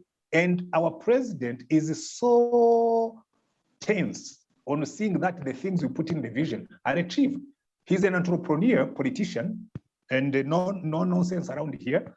For those who don't like him, that's the reason. But the thing is, if you become a leader with a no-nonsense type of culture around here, I don't think there are many people who are going to like your style. But the thing is, you have to have a clear vision of where you want to be and what you want to achieve. Number two, one thing I've learned from the chaos of Rwanda, try many things and keep what works for you. Because you see here, we tried many things. We changed our constitution, we changed our laws, we changed our flag, we changed our anthem, we changed our symbols, we changed our districts. We changed almost everything except the name of the country. So you try many things and you keep what works. And I think even in business, that's what you do. You try many things. When the going gets tough, try many things. Keep on trying. And in the midst of uncertainty, this is a lesson I keep telling people now. In the midst of uncertainty, just keep going. Keep trying things. Keep dreaming. Slow down in activities because you are obliged to. Like now, in Rwanda, our churches are closed. But I said, fine, the church is closed, but I'm going to change methods. So I spent time thinking and I said, okay, I told my leadership, let's go on Zoom. We'll be meeting on Zoom. And let's change our church. We move onto YouTube. So the going gets tough. You simply create many ways. As a matter of fact, I've found it's even more effective now because I can speak to the leaders when I'm at home. I don't need to move. I don't have to pay for petrol. We simply sit home and hold our meetings and the church is still going. So you simply, you learn to keep moving even when you are not moving. You think a lot, you develop new ideas, you develop new ways, you develop new relationships, so you keep going. Another lessons I learned from this, and I said it already, as long as you are still alive, just be alive, stay alive. Don't die when you are alive, because I've seen people, when the going gets tough, they get paralyzed. They get stuck. And I tell them, no, don't die before time. When you are still breathing, you are alive. So be alive, and be alive in all senses. Just be alive. Keep your hopes alive. Keep your dreams alive, and try new things and be alive. So, and the last one I've learned from being born in Rwanda, I grew up in Rwanda, never get bitter. Because some people, they get bitter against circumstances, they get bitter against God, they get bitter against people. You will never learn anything.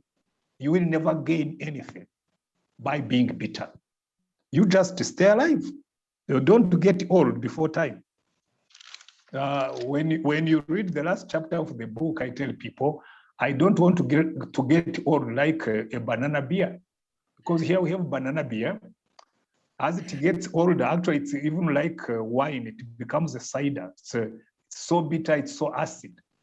And I tell them, I want to grow and get older like a banana, because the older it gets, the sweeter. So don't be bitter. No matter what happens, don't allow bitterness to go into your heart.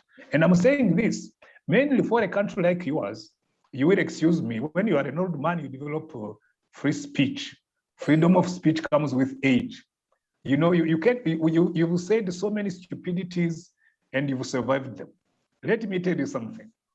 South Africa, you are a country where I've been there on many occasions. I don't know how many times I've been to South Africa. One thing I noticed with your people have gone from apartheid, but they didn't release the anger and the bitterness they got from it. You will never go very far, because bitterness is like a landmine planted on the road to the future. So you saw the violence. I will tell you, as long as you don't get rid of the bitterness and the anger and the hatred, it will keep on just exploding on your pathway to the future. And it's not just political. Be it in the family, be it in the business, don't allow bitterness to go into your life. Oh. It's a bad seed that produces bad fruits. Oh, Reverend, thank you so much. Like I said, I think you and I can keep going the whole evening. And I would love to do that, but unfortunately we don't have the time for it. But thank you. You have dropped such amazing nuggets with us. I'm sure everyone's taking notes. I know this is recorded, so I'm grateful for that I'm going to go back and re-listen to all of these nuggets that you've shared with us. I love that. I think in light of the recent unrest and looting that took place both in KZN and Gauteng, I think business might just be the cause of some of that. And I do think that as entrepreneurs in the room, I think we're hearing you loud and clear. One, about live, like in the moment, be here, be fully present. Two, keep hope alive and become like a banana, not a banana cider. So get sweeter with time. I really like that. And I have to say, I absolutely enjoyed this time with you. I have learned so much. And after meeting you on Monday and spending time with you, I have gleaned so much from you. Reading your book, I feel like you're a friend now. And I'm looking forward to you penning the next book, because I'm definitely going to be the one who reads it over 2 days, like I did. So I cannot say thank you enough on behalf of our team. Before I end, I want to say one last thing. For those of you who don't know what Rutai's theorem means, when the Reverend's dad named him, it's an unfinished sentence, right? It's an unfinished sentence. Yes. That means, if death does not take him, that is what your name means. And you said that you think that your dad might have wanted to add to that if death does not take him, he'll grow up to be a man. And I'd like to add my own completion to that sentence. And I think if death does not take him, he will be inspiration and hope to many, which is what you were to us today. So thank you. On behalf of my team, thank you so much. Thank you for your time. We are honored to have had you in our presence, and we wish you well with your future as well as your role you play in Rwanda. Thank you so much. Back to you. Pleasure. Thank you so much.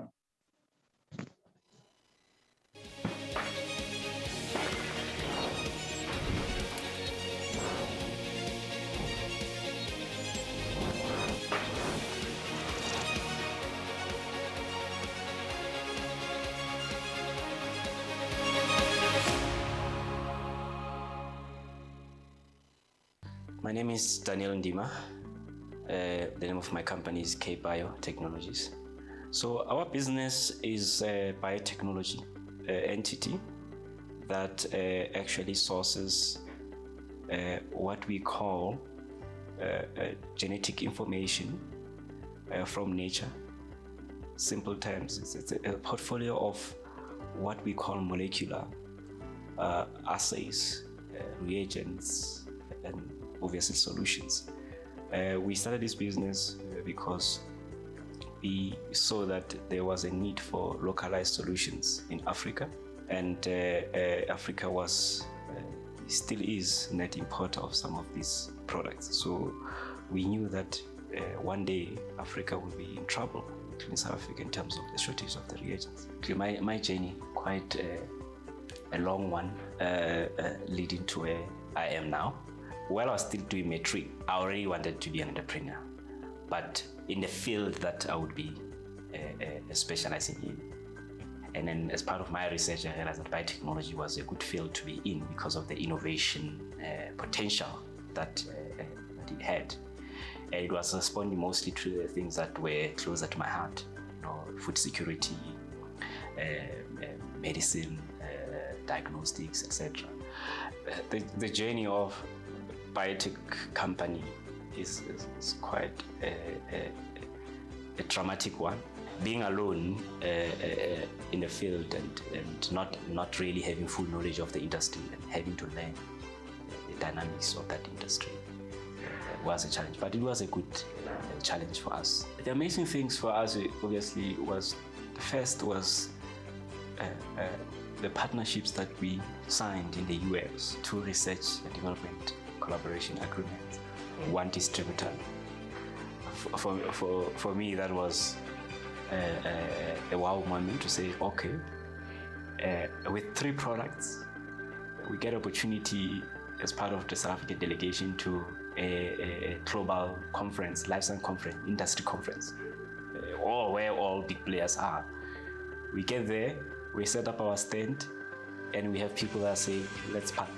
We are privileged to have Eastquest as our partners, because it's not that they only came now, they have been there even before this company existed, because they knew me, they knew that I wanted to do this.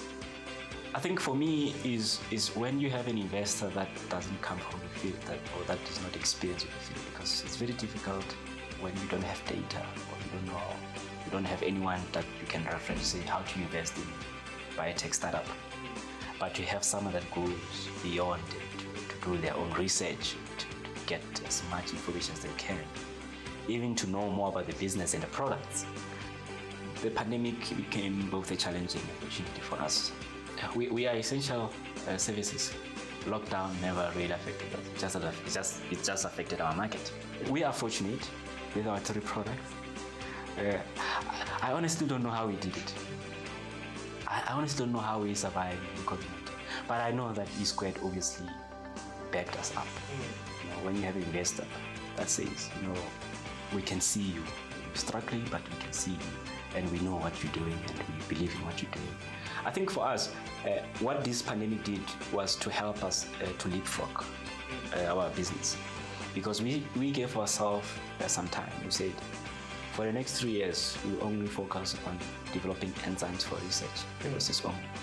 So we jumped from just normal research. We are now developing diagnostics. We're no longer an enzyme manufacturing company. We are now a diagnostic company. So we develop enzymes that are used for diagnostics. So what is this telling us? It's telling us that we are seeing a potential for us to develop therapeutics. We are seeing a potential for us to develop vaccines. Where there's chaos, science will be required, or scientific solutions will be required. Whether theoretically or practically, science will always, it has to make sense. Yeah, so I agree that chaos does create opportunities, especially for science.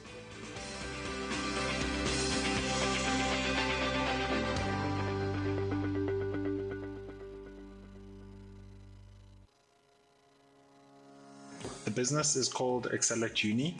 We work with bursary providers and all sorts of people who fund tertiary education students, and we provide the wraparound support that the students need to actually complete their studies on time and be highly employable.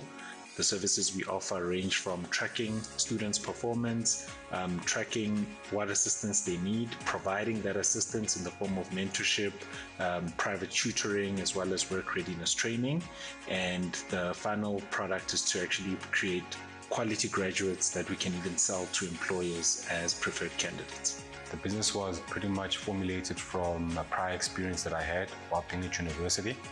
So essentially in my 3rd year, I pretty much lost my bursary. After graduation, my business partner and I decided that, we wanted to do something about the problem. I've always wanted to be an entrepreneur from the minute I found out what an entrepreneur was. For me, it was really about being able to solve problems. I'm always trying to problem solve.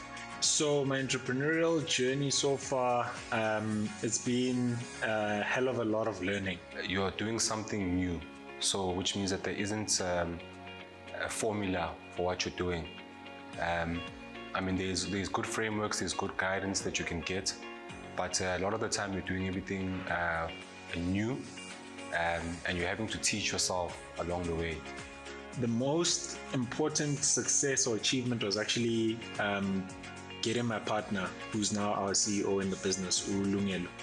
I think the first major win actually was that first contract that we closed, because it was with a big listed corporate. So we're just like, it was such a big confidence booster, and that's still when the business was still in that passion project mode. Most difficult challenge or difficult times in my journey was actually learning how to work with friends. But I learned from it the importance of being able to separate friendships from business. Yeah, for me, it's been patience. The patience as well allows you not to do unnecessarily risky things, right? So for me, I think the main lesson is that be patient. So when we first approached E-Squared to fund Accelerate Uni, I think it was 2018 or so. At that time, I often say we were trying to be a unicorn. Then the interactions with E-Squared, I think, really humbled us to respect the environment we were in. It's been a hell of a learning curve, and probably an extremely valuable experience. Was helping our mindset change from trying to be unicorns, which are imaginary animals, to actually being something tangible. Lockdown was announced. We had just raised the first R1 million from E-Squared on the Pathways program. When eSquared then confirmed that we'd be getting that Pathways funding, it made all of us breathe a sigh of relief because we didn't have to worry so much about cash anymore, the cash flow aspect of the business. For us, it was actually quite beneficial. And yeah, it proved to be equally valuable. It reduced some of the cost base as well. So it was beneficial for us in that regard.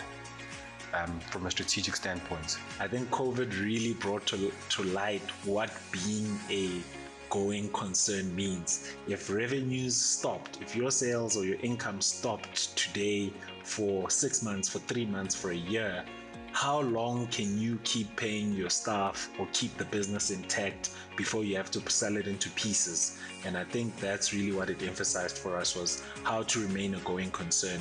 I don't know if I can call it a lesson, but I think it was just it was great to feel like we'd chosen the right sector in the sense that it was defensive. Yeah, so I think, the major changes that happened with COVID was really the way we deliver our service. So our ability to now provide students anywhere with a tutor from anywhere. They didn't have to be physically in the same city or the same neighborhood. So for us, COVID really opened up the supply chains that we were able to leverage for our service. Yes, I do feel that uncertainty, even planned uncertainty, helps people prepare for the worst, or it helps you prepare for that possibility which you actually don't want to potentially happen.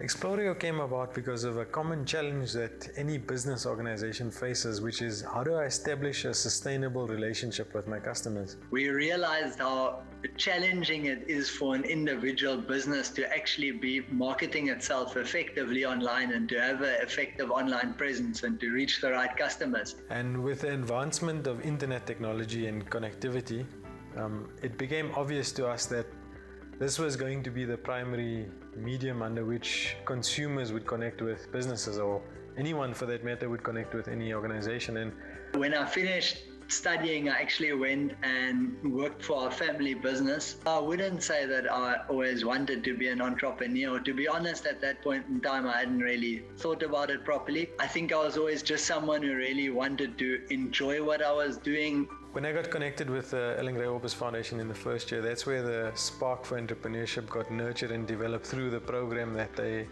offered. And I feel it really changed my trajectory, because I would have probably taken on a traditional job after varsity.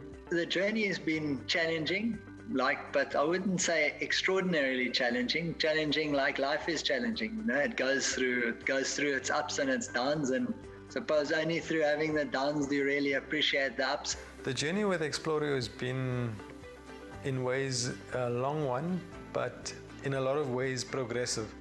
So we've been able and fortunate enough to conduct and develop the business according to the values that we hold dear. Biggest lesson learned is perseverance, is to stick to what it is. If you want to stick to what it is you want to do or set out to do, well, you got to be prepared to persevere and go at it for a long time. In 2016, we approached eSquared for the Explorio opportunity for us to establish a partnership with eSquared. And one of the key things for us was finding a partner that is vision and values aligned.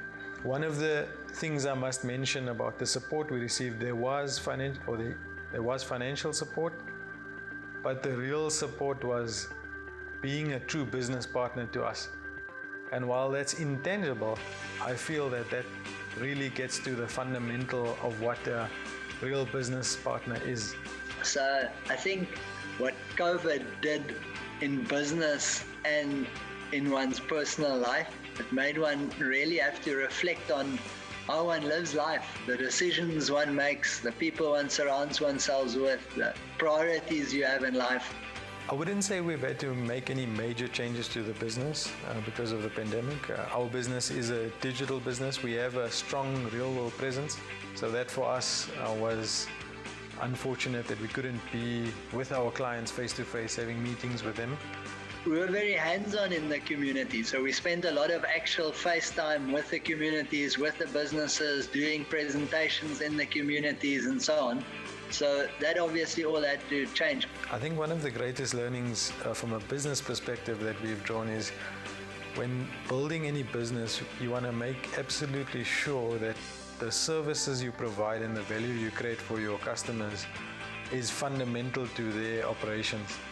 So what I take out of that statement is that chaos and uncertainty create the right pressure points for you to have an opportunity to come out at the other end stronger. But I wouldn't say by themselves they necessarily create success. It all really depends on how one responds to those situations. Through chaos or through stressful situations, you're forced to really reflect on that desire and whether you actually really want to achieve it or whether it only sounded good. So for Explorio, we really want to see our platform and our Explorio community grow throughout the whole of South Africa. And we would love to have all of the businesses, even those that we don't know about, those that are not online, we'd love to have all of them be part of the Explorio community.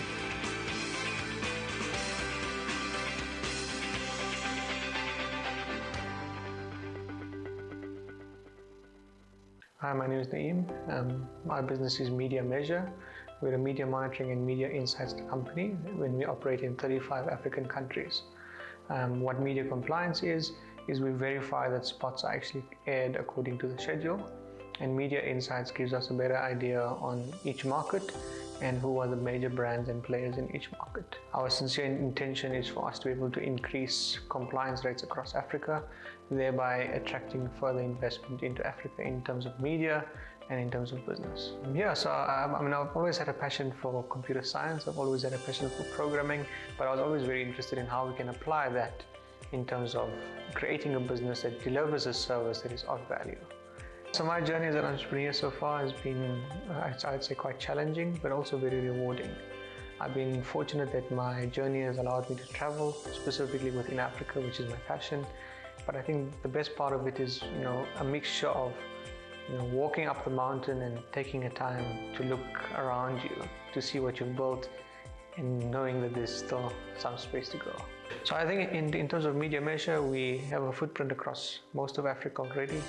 It will be an amazing opportunity for us to explore other business ideas that are relevant to brands within the tech industry across Africa, and also to expand to new markets across Africa and maybe even the rest of the world. One of the biggest lessons I've learned is just being able to build a bubblegum string solution as a prototype and then be able to really professionalize the solution for long-term sustainability and effectiveness and industrialization of that specific prototype. So I think one parts of my journey has been quite difficult, and I would say it's been difficult in areas where we try to grow too quickly. So we might have had a new client who wanted us to have access to 5 or 6 new markets, and we'd attempt the 5 or 6 new markets, and it would be difficult. And because we're trying to do such a lot of things in such a short period of time, we found that maybe we weren't as successful as we need to be. I think the lessons to learn is to be brave to do it, to be brave not to fail and not to fail. I got involved with eSquared from a long time ago. In fact, I was still a student. I've always had a great relationship with them. I went to them for funding, and they were really excited. They were really open, very sincere, very understanding, and really have a very genuine need and want to help you as an individual first, and then of course your business. For me, I always say it's like taking money from your grandfather. He really wants the best for you and your business, and I think that's been part of my journey with eSquared. Full support around what it is I want to do within my business. Full support of me within the business, and also being able to maintain a social impact and a social awareness around the business.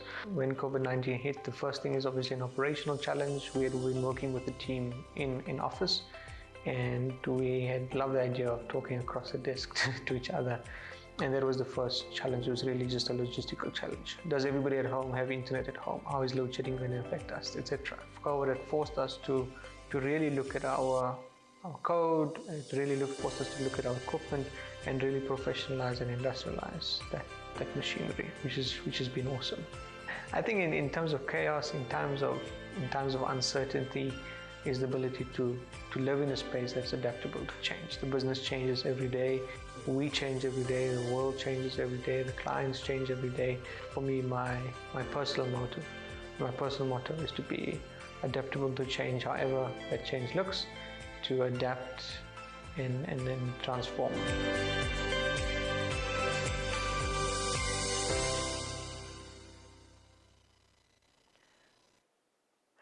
What a great evening we had. We had such an amazing meal. We listened to great speakers, and I'm so inspired.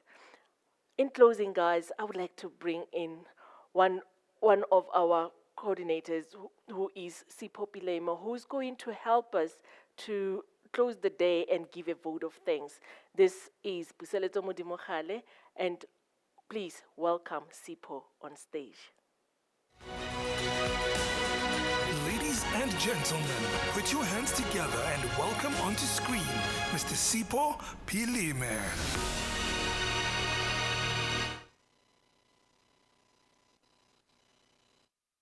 Hi everyone. Thank you so very much for really spending a lovely time with us here. It is really an honor and a pleasure to have you all, and it is my distinct honor and pleasure to actually give the vote of thanks. I would like to firstly make mention of the team that has worked behind the scenes. In particular, I'll mention by name Audrey Makumula, who is our programs and events coordinator, and a colleague who is actually not here with us today, and that is Danielle Krause from the post-investment management team working alongside Llewellyn. I think I just want to say, ladies, thank you so much for really creating, planning, creating, and presenting us this well thought and beautiful event. It really, I think, is a true celebration of excellence, and thank you for that. I'd like to thank our technical support behind the scenes, and here I want to make mention of our friends Gavin and Andre from AV Active for ensuring a seamless event. And everything really that just flowed so super well. Byron and the team from BT Pro, I know you had to gallivant across the country, meeting with our founders and compiling these videos, which I think they capture such rich stories, of what our portfolio is all about. And thank you very much, to the businesses also for just cooperating in these times when it's so difficult with the challenges of lockdown, etc. I would like to make special mention to Reverend Antoine Rutaisire. Thank you so much, sir. I believe that everyone is leaving this evening with such depth of insight, of inspiration, of wisdom. I think that there are so many nuggets that have been imparted, which I think are very helpful to all of us, to the businesses who are looking to navigate these times of great uncertainty, navigate times also, unfortunately, of great pain. We are aware that even among our founders here, there is a lot of personal suffering with COVID and that, and our thoughts really are with everyone here who's suffering in any shape or form from all of this. But going back to the Reverend, I just want to say thank you so much for taking time out of your very full calendar to really be with us. I think spending time with you has helped us to really understand, thanks also to our very own Cheryl Oprah, as we now call her, for really, bringing out, so much of what we didn't know. I didn't know that, Tutsi was not an ethnic sort of designation, but now we know so much. But I think we learned so much more about what it really means to be anti-fragile and to develop a mindset of being able to do and to inspire others to do their very best. So thank you very much, sir. Our gratitude to you. And I think for all of us, you are now officially a friend for life of our team. To the special guest of honor, you're the founders of the business, the businesses that make what we call the E-Squared Venture Portfolio. I think just want to state that firstly, you are the reason that we're gathered today. We care about you, and I think as Malik captured in his opening, it's really about you, the people, with your ideas and your vision and your energy that really keep us coming through and trying to, do our part to partner and work towards, creating out of your ambitions businesses that really deliver change and positive change for the beautiful country that we love, South Africa. The summit is really our premier event of the event calendar, and it was really painful when we had to not host it last year. We were actually in the middle of planning the actual event when the lockdown, the first lockdown hit us, and we really couldn't see a way of how do we do this particular event, which is so personal. We would have loved to sit on the, around the table with you. But I believe that, what this evening has done to a great extent is to really bring the table to be a little bit closer. So I just want to say thank you, lastly, to the entrepreneurs again, because we realize that time is your most valuable of assets. And so that is really, really appreciated. I would like to also just say that behind, these successful ventures are also committed advisors who are also working behind the scenes. They've partnered with E-Squared and offered their experience and expertise to offer, value beyond funding, which is our DNA. Our DNA is to really be able to offer a full set of support that really tries to help businesses as they grow through the various phases, in their life cycles. I'm sure all of us know that we are uniquely privileged as E-Squared to be able to take, as it were, businesses from cradle, I won't say to grave, but in that direction, and it really helps that we have partners such as our advisors who can really help us to really add that value along the way. To our trustees and the trustees indeed of our sister organizations, just want to say thank you so much for the privilege of continuing to extend this mandate to us. The mandate that says we can come to work, even virtually, as it were, but we can really, give our energies towards the creation of businesses, or not necessarily creation, but the support of businesses such as the ones that have been on display today. And we really look forward to more of your support as we really look to build on the momentum that we have moved on over the last couple of years. And I think with that said, I would like to just say to the team at E-Squared, thank you all. You know that none of this happens in isolation. As everything, we do everything as a team, and really just saying thank you for all the ideas, all the input that has come through in being able to help us to shape this evening. Now, with that said, I know that there's curfew looming, and we did ask for an extension of time, but I do want to just say to you all, stay safe, stay strong, and may we all grow and embrace anti-fragility as a critical skill set in a world that is growing in uncertainty. I know that there may be some who would have wanted to stay a bit longer, but I think looking at the fact that we do have curfew at this time, the last words from me, I was told not bye-bye. So good night goodbye, not bye-bye, and go home. It's almost time for curfew. You may all log off, and please enjoy your families and thank them for the time that they've allowed you to be with us this evening. God bless.